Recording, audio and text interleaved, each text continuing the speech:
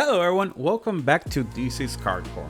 Today we'll be looking at a deck that I've been playing all this time for the game Soul Masters TCG of none other than Vulcania. So starting off, how can you get Vulcania? You can only get Vulcania through the Awakening set, that is the first booster box for the card game, and also through the OG sets and things like that, which is kind of like another option, but it doesn't always work like that. As you can see right now on the table, we do have our reserve deck, our resources, our commander, and also the deck boxes. So it's all together, and right below here we do have our deck that we're gonna go through it one by one so we can see everything. So starting off, we do have our reserve deck.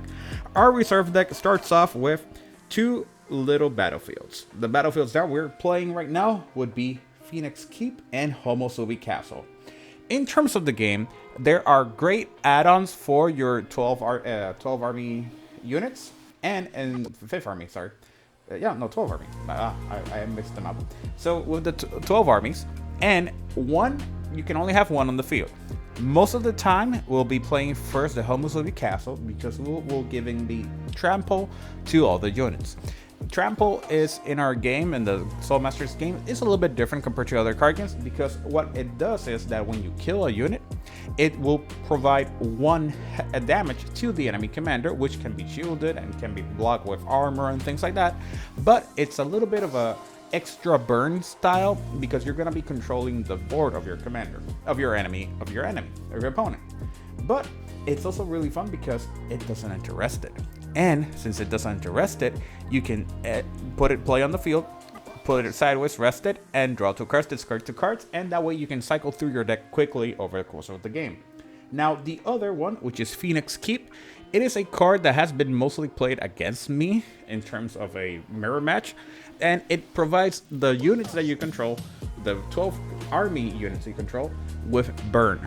Burn in our game is the concept that when you have a unit and it is KO'd or killed in this case, it will deal 1 point of damage to the enemy commander, and that's a really good way to make sure that your units have a 2-for-1 value and it stays on the field a little bit extra instead of just being one of those, they die, that's it, there's no extra value to it. So it's gonna be quite interesting seeing how this card can also help you out in the game.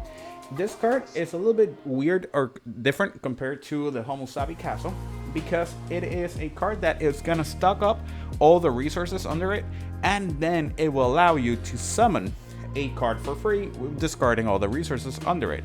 So it's a different style of gameplay style, but for me, I always focus first on my Homosubi Castle, so that way we can push forward with them. After this, we do have the weapons that we'll be playing with the deck. Since Vulcania is a Valkyrian deck, that means that she will have options to the Valkyrian reserve deck, and we'll be playing Muramasa, which is a Vulcania specific type of card, and we'll also be playing Heavenfall. So why are we playing this card in particular, or why are we rushing this weapon first before the Heavenfall? Really easy. It provides Vulcania with the ability of Trample, and when in a bind or when you want to get that extra damage that you need to end or evolve your enemy commander, you can just rest and sacrifice it, and that way you'll deal 3 points of damage if Vulcania is your commander, which is really good. It's a really big nice power spike, and for 2 resources, it's gonna be a good haymaker to sometimes end the game and things like that. But let's not forget, so since we already have kind of like a spoiler of what we have in the deck, we have our Heavenfall. So that means that this card will also be generating a lot of benefits during the course of the game, giving us a little bit more damage if we do have Master Ezekiel out, which is, spoiler alert, in the deck.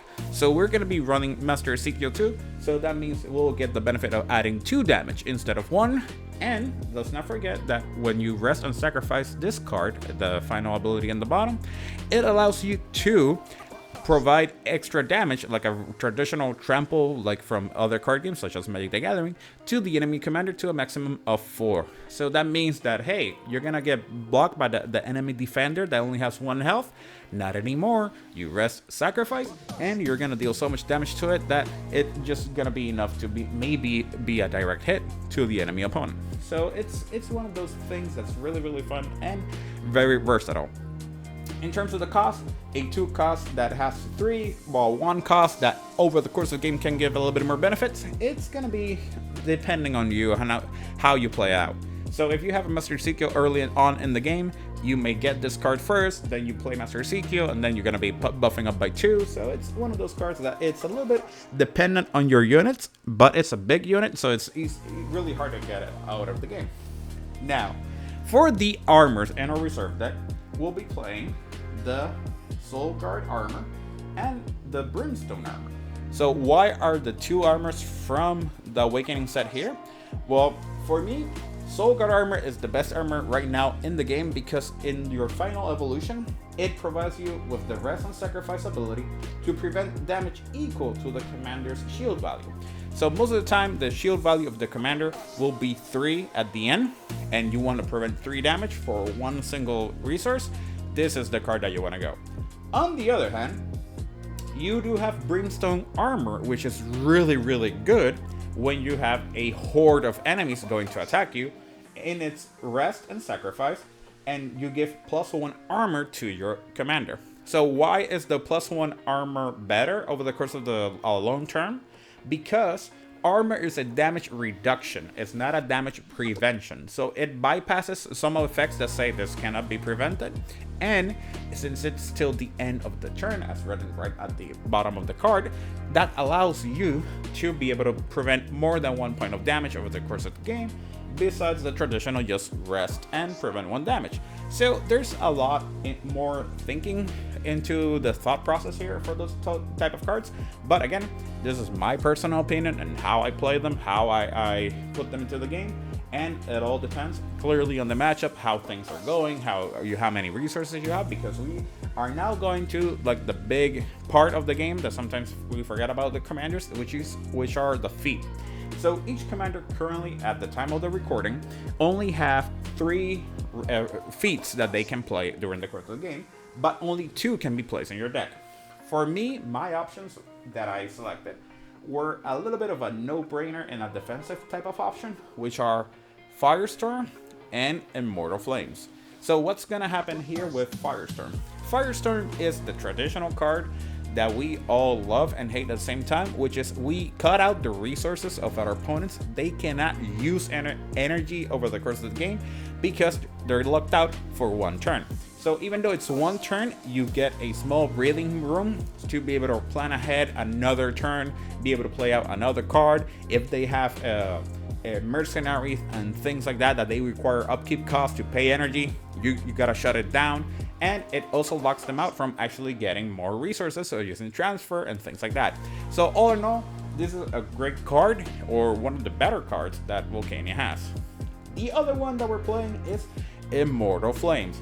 So let's say you're at the end of the game, or you're in that end of evolution, you're about to end and you need 1 small breath, and you need another turn. Then Immortal Flames is that turn because it allows you to prevent that her health going past 1. So it's not worded correctly, but it's pretty much saying that no matter how much damage you're gonna take, you're only gonna be at 1 health. So that means you have 10 health, not anymore. You're gonna get overkilled by something that deals 13 points of damage. You're down to 1. So everything that exceeds the 1 health that you have, it's just gonna leave you at 1 all the time. And this allows you to take a breath, take a deeper turn, because it allows you to draw more cards if you have the fields and things like that, so you can draw more cards. And this is the type of card that you want to just survive another turn. Sometimes, let's not forget, this type of card will never be played because maybe you are the dominant, you're controlling the game, you're doing all the damage, and it's not needed. But hey, it's an option that you have in your reserve deck. And those are our 8 cards in our reserve deck that we'll be having here for the course of the game. Clearly, we do have our resources that we can see. These are the Gen Con exclusive for 2024, so that means that they were available the year before this video was made. And they're a really cool art style that we have. They also have the backing of the little sleeve that they had at Gen Con for that year. And finally, we're looking at a commander. Clearly, since I love Vulcania so much, I did get her all foiled out. This is the Halloween version, which does have a really interesting misprint. So you should notice that all the traditional Vulcanias do have a 2 on the mercenary value, but the Halloween version of Vulcania came out before the official release of Vulcania, and it did have a little slight misprint, and thus it only has 1 mercenary instead of 2. So this technically does not affect us much in the gameplay, because in our deck we only do run 1 mercenary, but it is something really important for you to notice that when you're looking at the card and when you're playing it against other people, you would see that it has to be 2, it's not 1. So technically this is not a valid card to play, even though it's an official product, but you should take that into consideration when building your Vulcania deck and adding that little flair on the side. So that's pretty much it. This is the little deck box that is still available. You can find it at soulmasterstcg.com and on the different local game stores that you have. But let's get this out of the way and let's look finally at our deck. So I already ordered the deck in terms of the units and the spells and everything like that, and we gotta go by cost. So everything is already ordered by the cost, so that way it makes it a little bit simpler so you can see what's going on. So starting off, we do have 3 copies of Thumb. Thumb is a great 1 cost unit with 2 shielding, 3 damage, and 3 health. That allows us to be able to open up the field and be able to start getting a little bit more aggressive, and it's also a great defensive card. We do run 3 right now because it's 2 for 1, so you can use it to be able to deal damage.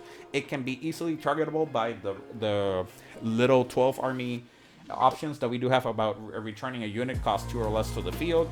It does not have a on cast or on play ability, so we don't have to worry so much about that. But the important part is this card does give you shielding and it does damage over the course of the game. That helps you out in the long run. Another 1 cost that we have is none other than Thumb. This is the Chicago promo version that we're gonna see here. And Thumb is a really interesting card because it's a 1 cost, so nothing big there. It deals 2 damage, so we're lacking a little bit of the damage over the course of the game, but it does have Taunt. With Taunt, when the unit is rested, so that means it's sideways, so after you attack with it, it forces the opponent that if they're gonna attack you, they'll try to hit Thumb first, and then they can attack your commander or whichever other unit that you have on the field. So this is a great card, or great defensive tool, including to the other cards that we have, to be able to save and have a little bit more breathing room in our game. And if we mix it up with the burn battlefield, this one is clearly 1 point of damage you're gonna get dealing over the course of the game and things like that. Let's not forget also that Thumb has a nice little ability on the bottom that says, on KO, discard 1 focus, draw 1 card. So this allows you to, every time you get killed or you lose a unit, you can replace it easily over the course of the game and things like that. Now finally, we do have 1 extra 1 cost, and it's gonna be the Mercenary by the granddaddy of them all, Zephyr. So Zephyr is a mercenary, so that does count into your mercenary count for the game. And it also is the only card at the moment, so you know, this is over time, this is going to be a bad video, it's going to be edited of course, that it has 3 shielding. So with 3 shielding, you're preventing pretty much almost most of the attacks, most basics commander attacks that you're going to have. And also this card is one of those cards that's going to draw a lot of attention, in terms that if you play it from your hand on the field, it allows you to draw more cards. It has a self-protection ability with its defender of this, putting the top 10 cards from this card onto the bottom of your deck, and it just is a great value overall, and I would highly recommend it for people to play it. But clearly this is a good thing about the game. Everybody has a different opinion. I've been discussing this strategy with other Vulcania players, and they do not agree with me that Zephyr should be added on deck. I say it should be, but hey, everybody has a different opinion and different style of playing. Now let's go to our 2 costs. With our 2 costs, we start with none other than Lena the Valiant. Lena the Valiant also follows in the same footsteps as Frederick, as shown before. Instead of being a 1 cost, it's a 2 cost for 4 damage, for 4 health, and 2 shielding. So think about it kind of like if you're playing Alice from the Keshi deck, from the Wolven side. This is the same cost, same effect, in a card that's on Vulcania. All in all, she's a great beater, great all around. So it's just a generic unit, you can say it like that, but it does so much for the game, for the deck, that it's a great card to have in the course of the game. Next up, we have Claire the Bride. Claire the Bride is one of those cards that can be also a chase card in the game, according in the Awakening set, and it is a 2-for-1 good value for me, in my opinion, because it has it costs 3. It has blind on entering, so when you play it from your hand, it will do blind, which it rests one energy, one enemy energy. So that allows you to extend your play. So that it allows you to maybe shut down if they had something of a counter spell, something like that. And finally, it has Swift Strike. So instead of playing the ability called Swift Strike, which forces you to play the card, you rest a unit that you have that shares the card type or the clan, and it gives you that extra damage. You just have to rest it, and that's it. You don't have to worry about anything else. Clearly, it does have some limitations, so Swift Strike only can target 12 army or your commander. So this is a card that, if it's a full all 12 army units, not including Zephyr, it is really great. But if we don't add that and we just want to focus on our commander, this is the card that I would recommend for playing in all that. So this is our 2 cost. And now we jump into the 3 cost. So that's like the lowest end of the spectrum. So now with the 3 cost, we have Balan the Firm. Balan the Firm is a really, really nice little powerhouse. It is a defender card, so you can use it to intercept your enemy attacks.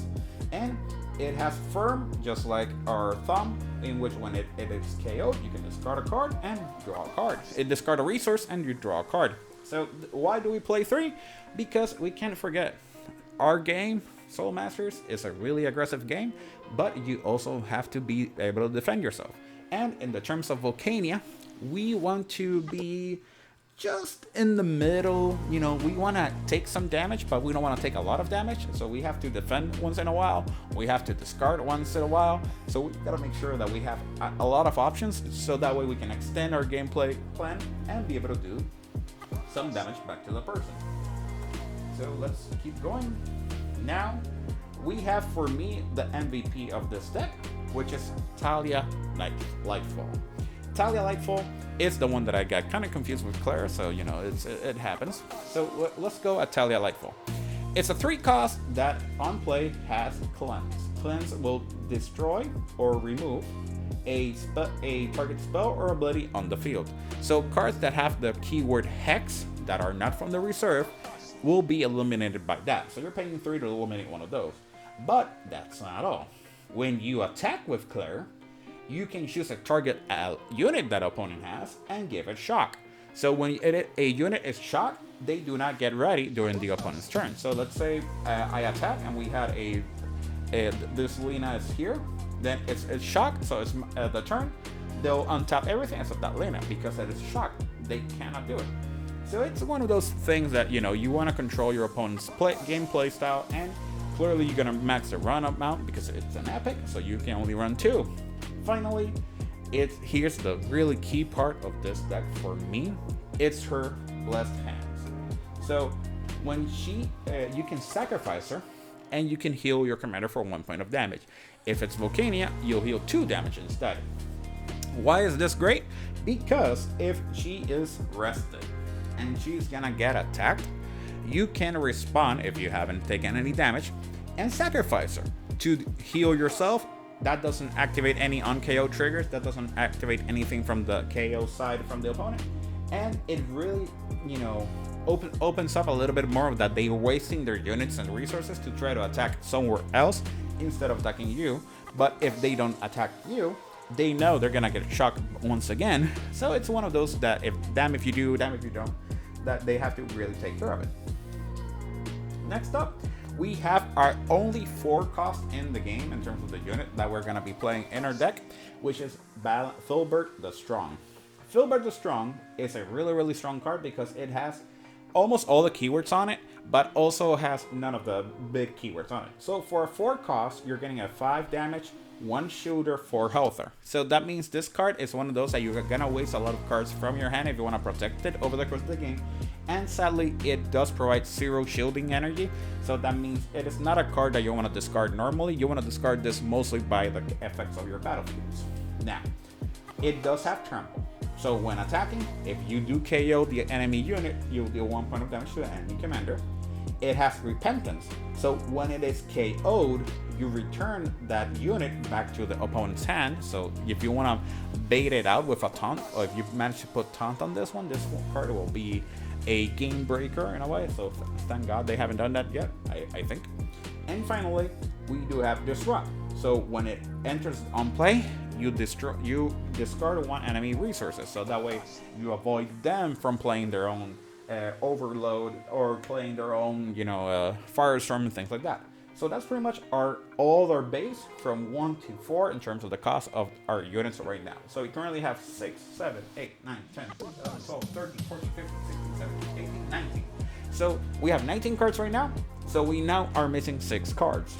In our game, you do know that in your deck you have to have a maximum of 25 units. This is guaranteed. You need those cards. So what we have here are the next 6 cards are the units that we have. Why? Because our mercenary does count for the 25 that we have right here. And starting off, we have Eliza the Huntress. Eliza the Huntress is just a great card all around. Similar to Filbert, similar to other cards that we're gonna see, because it's a 5 cost for 5 damage, 1 shielding, and 5 health. On attacking, you can discard a focus and you draw a card. So you can attack with your commander first, then you attack with Eliza, and then you draw a card for sacrificing that focus if you really need that card draw, so you need more things. Also, he has the double duty of Trample and Burn. So with Trample, you'll be just doing the damage, just like with Filbert as we showed before. And with Burn, we're making sure that if she gets KO'd, you're gonna deal 1 point of damage back. Again, all this can be prevented, so that means the trample damage can be prevented by discarding cards and things like that. But it is a powerhouse. It deals a lot of damage and things like that we really want to push forward in the game. Our another 5 cost is none other than Indra Lightfall. So similar to Talia, we're not sure if they're family or not. I do think they are. We need to make sure in the lore that happens.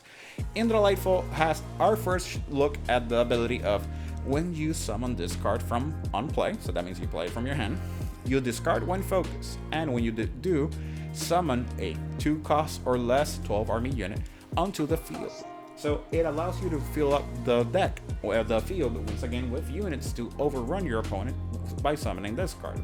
Also, it does have Restore. When attacking, heal your commander by 1. So you can see that she provides a way to heal your commander by attacking. So being aggressive heals you too. And finally, just a Lay on Hands, kind of like a Bless Hands. Same concept. You can sacrifice her to heal your commander for 2. If it's Vulcania, it's 3 damage instead. This card is a legendary, so you can only have 1 copy. I would love to have more copies of her, but sadly, that's how the game is designed, and that's why I think she's really good. So all around, a attacker that gets more benefits. Stat-wise, it's not the greatest, but we can always have great things in the game. Okay. Next up, our 6 cost staff exclusive version of Master Ezekiel. Master Ezekiel is in the Awakening set, so don't worry about this version. This is the staff version from the Gladiator League round 1. And you can see, more or less have the same concept as Talia. So when you summon it from your hand on play, discard 1 resources, and that way you can summon a 12 army unit from cost 2 or less onto the field. Really simple, nothing out of the ordinary. Trample, Burn, nothing really groundbreaking per se, but look at those stats. 6 cost for 6 damage, 1 shielding, 6 health. Oh my, I like those big boys. I want to do big damage. That's what we wanted to do. We want to get out of those kill spell zones and things like that. And this is one of those cards that we really want to. Finally, you can already guessed it that this card is gonna be that card, the Vulcania card that we wanted to play. And it's none other than Kugaro Homusui. As you can see, Kugaro is the card that we always want to play with Vulcania, kind of like Satin with our Blood Dragon when you see that video later on. And you can see that he does a lot. So first off, he has Berserker. Once main, so that means only once during your turn, you can return the top 10 cards from your discard to the bottom of your deck. And if you do, you can ready this unit. So that means it can attack again. So you can attack, return 10, untap it, and we attack again. And it's gonna be great because this card is, you know, a closer. Like every time I play him, either everybody has to focus on it or I'm gonna win the game. That is simple as that. Like this is the boss card that we have in the game. It does have Trample. So as you can see, you will try to kill opponent enemy units and you'll deal damage. So no matter what, it's gonna be a great card. And it does have Burn. So still, you know, what more can we ask for? What more can we ask for? Look at that little passive ability right on the bottom. Vulcania gains +1 attack. What does this mean? Simple. This card is on the field. Vulcania now will deal 1 extra damage per se. So technically, if you play him on turn 3, you technically already evolved Vulcania in terms of her damage output. And if you got her in your last evolution 2 and you got Kugaro, she's gonna deal minimum 6 points of damage besides any other effects that you do to add more damage to it. So Kugaro for me is the card that you have to play in Vulcania no matter what. If people say you don't have to play it, well, you know, I'm not saying they're playing it wrong, but they're missing out on so much damage and so much good effects on the card that it's really hard to not try to play it, because the game does provide you with a lot of card draw and discard, so it's gonna be something really necessary to play. Now let's go on to our spells and abilities. So starting out to the cores, sorry. So we do have 6 cores with Vulcania, and we're starting off with the basics. In the way that I play it, I try to play a full core Vulcania, so that means that all the cards in Vulcania belong to Vulcania. You can mix and match with some of the Athena cards, like some other people have played it and they have been playing in other tournaments, but for me, I play full Vulcania cores, and I'm kind of on the edge about changing it soon enough, so let's see how it works out for now. So starting off, we have 2 Blossom core. Why 2? Because we cannot play the 3 because, you know, Vulcania only has 6 core type of commander, and Blossom core, it just provides something basic of having, you know, extra forms of you know, protection, because it says return 1/12. It has the traditional, you know, it enters, you can return the card that's face down back to your hand, so that way you can return it, but it has the rest and sacrifice. Return 1/12 Army core unit with cost 1 or less from the discard to your hand. The 1 or less is just a safeguard, I do understand, for the future, but for our 1 cost, pretty much what we're always gonna be getting is Frederick. That's it. So we're sacrificing this to get 2 shields in the future to protect ourselves. So that's pretty much how we're gonna be playing this, and that's all there is to it. Next up, we have the support core. So support core, same concept, but this one does say ready 1/12 army unit with cost 1 or less, or just cost 1. Sorry. This unit can attack if it has not attacked this turn if able. So this is kind of like a way to prevent those type of effects that they block you. So they play an overload from Vulcania. This is the card that will allow you to untap your Frederick and be able to deal more damage. I'm only focusing on Frederick because we want Thumb to be tapped and because we want that taunt active. And Frederick, even though it's just 3 damage for now, it's gonna be able to try to hit out, and we do have more spells and abilities that may able to pump it up and deal more damage. So this is kind of like a safeguard, but not really a great card in the game. So, you know, it's something to have for Vulcania. Next up, we do have the real type of cards that we want on our deck, which are the 12 Army core. Simple, really efficient. You just any traditional core concept, so you know it enters, bounces back, and things like that. But you can rest and sacrifice, and you ready 2 energy that you have.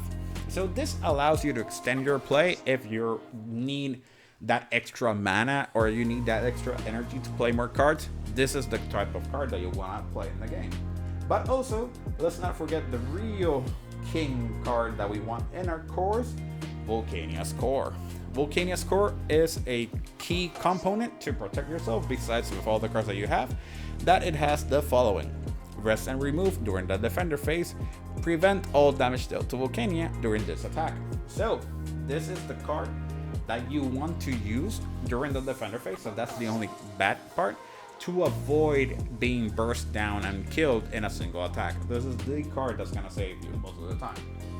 And that's pretty much all the cores. So right now we already have 25 plus the 6 cores, we have 31 cards. So the rest of the cards that we're gonna have here are our spells and abilities. So that means 19 spells and abilities that we have here, that we're gonna be going through them quickly, or pretty much over the course of a little bit over the course of the game, to be able to end the deck. Finally, so starting off, we have the ability that I think is one of the greatest abilities of all time, Flames. Flames is a 1 cost that provides, during this attack, your unit's gonna gain 2 more damage, and it deals 1 damage to the enemy commander. So it is technically 3 damage, but it is a offshoot damage that's on the side, so it's not part of the main attack, and it forces your opponent to really start reconsidering the damage that they're gonna take and things like that.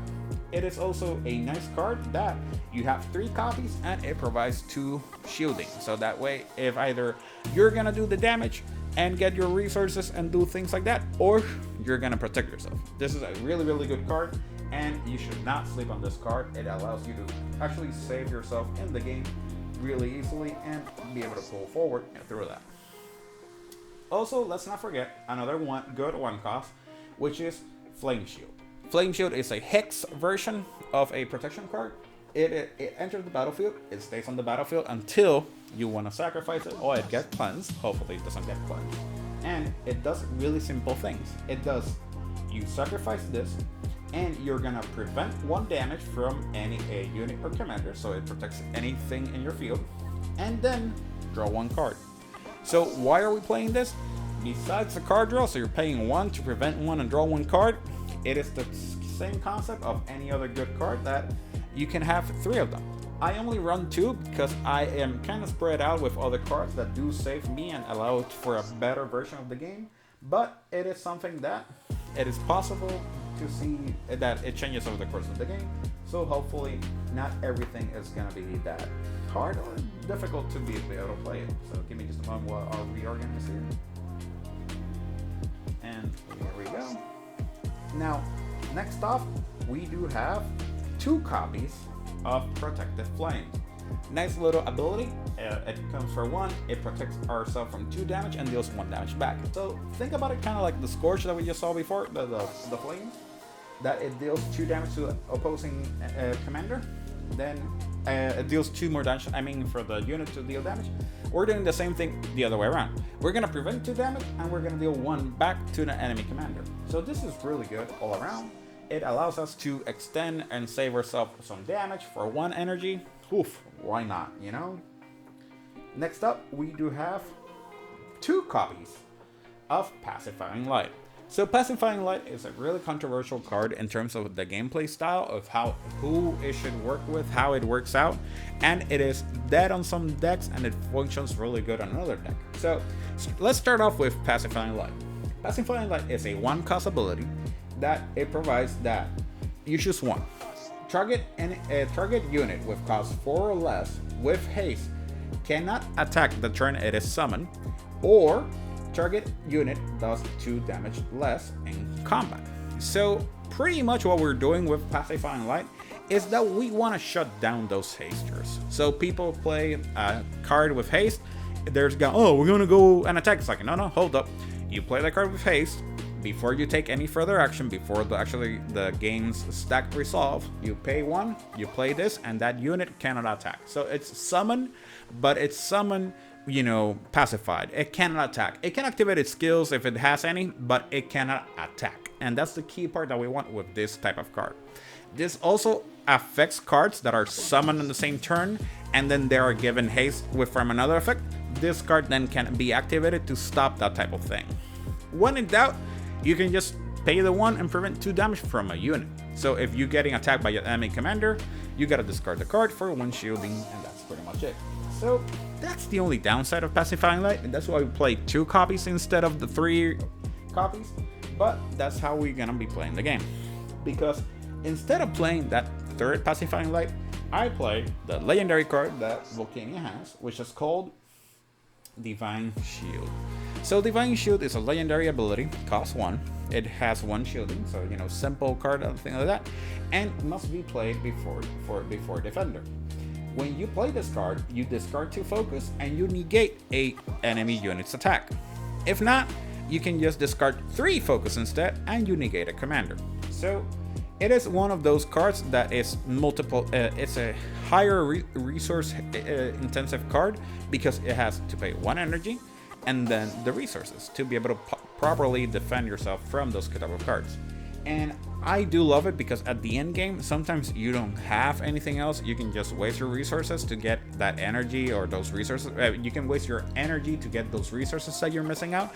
And with this, you will stop that attack from happening or being able to resolve properly and deal damage to you. So hopefully it works out. Let's focus again on the card and you can see it there. And that's about it for that one. Following through, we do have a little mix and match here. First off, we do have Ashes. So Ashes is one of those cards that when you read it, it doesn't make sense in a way because it says, hey, search your discard for a card and then shuffle your deck. And that's a typo. That is a card, that typo has been fixed by the Soul Forge and through the Chibi set, supposedly. And it is one of those cards that we really want to play to pick up almost anything, except the course, and Zephyr. Anything that's here, back to hand. Most of the time, you're gonna be picking up, Golgaro, you're gonna be picking up a Flames, or you're gonna be picking up, a Shielding, yeah. So this is one of those cards that is just all around good value, and it's one of those cards that allows you to return or get back cards that you really need to end the game. Maybe Indira again, so you can sacrifice her, get 3 health, play this, get her back, and play it the next turn and things like that. So it's one of those cards that's really good all around. Now, in our game, we do need removal, and what better removal besides using your units to remove than playing a Fireball. Fireball. Yep. So Fireball. KO target enemy unit with cost 2 or less and deal 1 damage to the enemy commander. You generate 1 focus. Why do I play this card in two versions of it? Because this card will remove almost 50% of all the defenders that are in the game. It also removes a few of the taunters that we do have in the game that are low cost, and it allows you to open up the way to just, deal more damage. It's 1 point of damage to the enemy commander, so that 1 point of damage is just enough to maybe force that evolution, maybe not. It is a spell, so you gotta make sure that you play it beforehand to see how they react to it and see if they shield it and all that. So it is a good value card all over the course of the game for Vulcania, in this case of the Fireball. Next up, we have 2 copies of Low Blow. So Low Blow not being actually a low blow, but it feels like a low blow. It is a good card for pseudo temporary removal. Why? Because it is a card that says choose 1 enemy unit with cost 3 or less, and it is afflicted with Null. So Null in Soul Masters is just really simple. You take a unit, you put it face down, and until the next turn of the person that put the Null on it, it does not exist, but it does occupy the space. So if it's a 2 cost, just like Fireball that we have on the field, this one does reach out for a 3 cost or less, and it does allow you to just have that space of a unit consumed. So they cannot play a 6 unit because that null space is still consumed. This one will just lock it down for that turn, and it maintains the same properties of the card. So if it was side rested, it keeps rested. If it was ready, it keeps ready. So that way you remove a threat or something in the field for 1 turn. And if it's a 3 cost or less, we can go with the traditional. It's a Kaito from Satin. It is a Alex from Keshi. So you do have the option to be able to play it out. and remove those threat before they become another problem over the course of the game, unless you have a ways to kill it, you know. So you solve it that way, whatever. You know, it's something to think about. I do like it a lot, and I would play 3, but we do have more cards that allow us to play it. Finally, we start now with our 3 costs. With our 3 costs, we go with Tremors. Why do I play Tremors? Because I see a lot of 3 cost cards that we are being annoyed with. Most of them are being mostly, you know, defenders. And with this, we get them out of the way. There's no defenders, and we're gonna hit really, really hard. But then you're saying like, oh no, look at your field. It's gonna affect your cards. Well, that's why we play it, because if we attack with our units and they deal damage and all that, and we're just waiting for that big swing and they're just getting ready to use that commander for that, we don't have to worry about it. We play the Tremors after attacking with everything else. Now, you know, it's a fully open card. If not, we can put this face down as energy, and eventually we'll pick it up with one of the cores, since we're going to be drawing a lot of the cards, just like I showed you before with our Temple with Hamusabi Castle. So it's one of those cards that for me right now could be flexed, could be frowned upon, can be enjoyed by many people. So it all depends really on how you want to play the card.